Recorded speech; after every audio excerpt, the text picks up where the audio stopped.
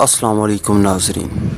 مدینہ منورہ کی وہ سادہ مگر نورانی زندگی تھی جہاں پر ہر چہرے پر ایمان جھلکتا تھا۔ مسجد نبوی میں ایک خاص جگہ تھی جسے صفا کہا جاتا تھا۔ یہاں وہ صحابہ رہتے تھے جنہوں نے دنیا چھوڑ کر دین کو اپنا لیا تھا۔ انہی میں سے ایک صحابی تھے حضرت ابو ہریرہ رضی اللہ تعالی عنہ۔ وہ بہت سادہ زندگی گزارتے تھے۔ اکثر دن میں ایسے آتے کہ کچھ کھانے کو نہ ملتا، مگر ان کے دل میں کبھی شکوہ نہیں آیا۔ ایک دن کی بات ہے، حضرت ابو ہریرہ رضی اللہ تعالی عنہ شدید بھوک کی حالت میں مسجد کے ایک کونے میں بیٹھے تھے۔ پیٹ خالی تھا، جسم کمزور تھا، مگر دل میں ایک عجیب سا سکون تھا کہ اللہ تعالیٰ ضرور کچھ کریں گے۔ اسی وقت نبی کریم صلی اللہ علیہ وآلہ وسلم مسجد میں تشریف لائے۔ نبی کریم صلی اللہ علیہ وآلہ وسلم نے جب حضرت ابو ہریرہ رضی اللہ تعالی عنہ کو دیکھا تو ان کے چہرے سے فاقہ صاف ظاہر ہو رہا تھا۔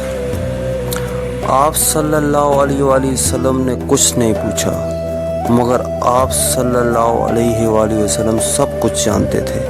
کچھ دیر بعد ایک انصاری صحابی دودھ کا پیالہ لے کر آئے اور نبی کریم صلی اللہ علیہ وآلہ وسلم کی خدمت میں پیش کیا۔ نبی کریم صلی اللہ علیہ وآلہ وسلم نے فرمایا، ابو ہریرہ اہل صفا کو بلا لاؤ۔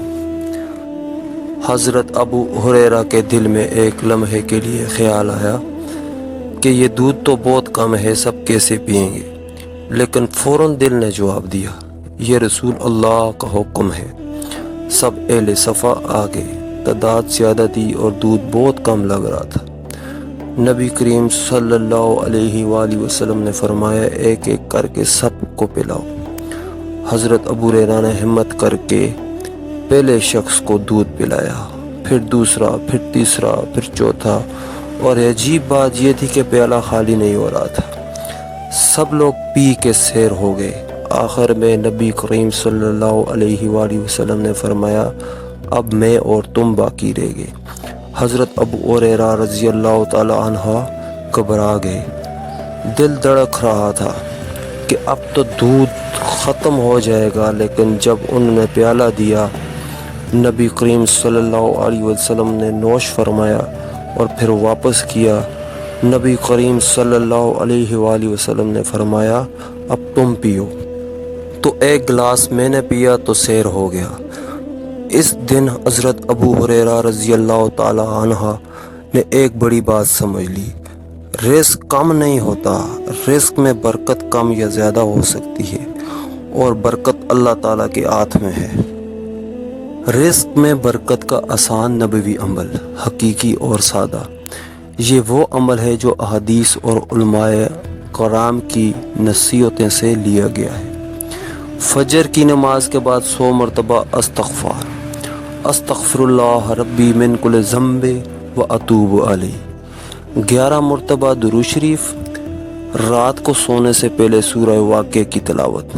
اس وظیفے کی کچھ شرائط ہیں: حلال کمائی ہونی چاہیے، سچائی ہونی چاہیے، نماز کی پابندی ہونی چاہیے، مستقل مزاجی ہونی چاہیے۔ یہ واقعہ ہمیں یہ نہیں سکھاتا کہ معجزہ صرف ماضی میں ہوا، بلکہ یہ سکھاتا ہے کہ جب انسان اللہ کی طرف جھک جاتا ہے تو رزق کے سارے بند دروازے کھل جاتے ہیں۔ امید کرتا ہوں یہ ویڈیو آپ کو بہت پسند آئی ہوگی۔ ملتے ہیں اگلی ویڈیو میں، تب تک کے لیے اللہ حافظ۔